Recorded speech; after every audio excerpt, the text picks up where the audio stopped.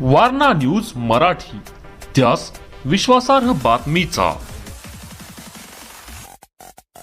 31 डिसेंबरच्या रात्री राजारामपुरी पोलिसांनी केला 3 किलो गांजा जप्त। पोलीस कॉन्स्टेबल संदीप सावंत यांच्यासह पथकाची धडाकेबाज कामगिरी। कोल्हापूर शहर भागात 31 डिसेंबर निमित्त मोठा बंदोबस्त तैनात करण्यात आला होता। रात्री 11:40च्या दरम्यान राजारामपुरी पोलीस ठाण्यातील पोलीस अंमलदार संदीप सावंत यांना सूत्रांकडून माहिती मिळाली की राजारामपुरी येथील 11व्या गल्लीमध्ये एक व्यक्ती गांजा विक्री करतोय। मिळालेल्या माहितीनुसार पोलीस निरीक्षक सुशांत चव्हाण, पोलीस उपनिरीक्षक दत्तात्रय भोजने व कॉन्स्टेबल संदीप सावंत यांनी सदर ठिकाणी छापा मारला। या छाप्यात सनत प्रताप देशपांडे वय वर्ष 34 राहणार गुणगौरव अपार्टमेंट राजारामपुरी 9वी गली याला अटक करून अंगझडती घेतली असता त्याच्याकडे 78,250 रुपये किमतीचा 3 किलो गांजा सापडला।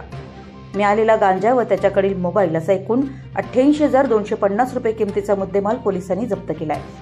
ही कारवाई पोलीस निरीक्षक सुशांत चव्हाण, उपनिरीक्षक दत्तात्रय भोजने, सहाय्यक फौजदार Samir Shaikh, police constable Arvind Patil, police constable Sandeep Sawant, Vishal Shirgaonkar, Amol Patil, Satyajit Sawant, Sushant Talap, Nitish Bagdi, Suresh Kale, Sarika Gautam व प्रियांका जनवडे यांनी केली।